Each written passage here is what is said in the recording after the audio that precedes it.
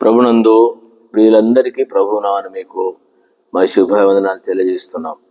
ఈ దినమున కూడా ప్రభునామమున మీకు ఒక ఆశీర్వచనాన్ని మీ యొక్క గ్రహింపులను తీసుకుని రావాలని తలస్తూ ఉన్నాం.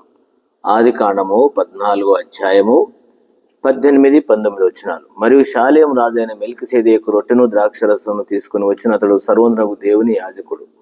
అప్పుడు అతడు అబ్రాహామును ఆశీర్వదించి ఆకాశముకును భూమికిని సృష్టికర్తయగు సర్వోన్నతుడైన దేవుని వలన అబ్రాహాము ఆశీర్వదించబడునుగాక అన్నాడు.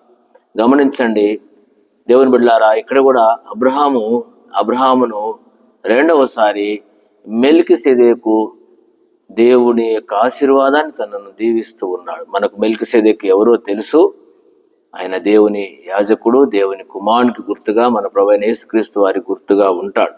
కాబట్టి రెండవసారి తిరిగి మెల్కీసెదెకు అనేటువంటి విధానంలో అబ్రాహామును ఆశీర్వదిస్తున్నాడు. గమనించండి ఎంత మంచి మాట అంటే, ఏం చేసినాడట?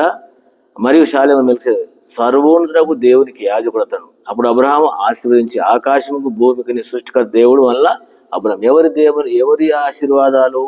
ఇది భూ సంబంధమైన ఆశీర్వాదాలు కాదు. ఆకాశముకును భూమికిని సృష్టికర్తయగు సర్వోన్నతుడైన దేవుని వలన ఆశీర్వదించాడు.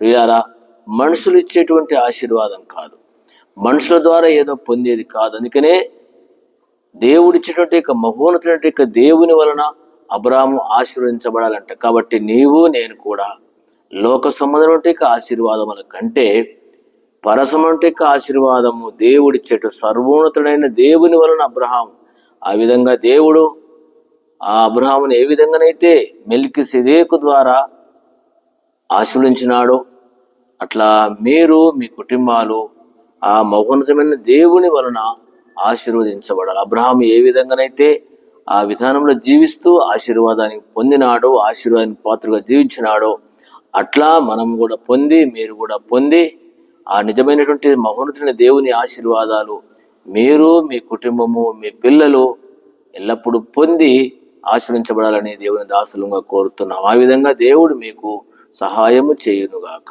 ఆమేన్. ఆమేన్.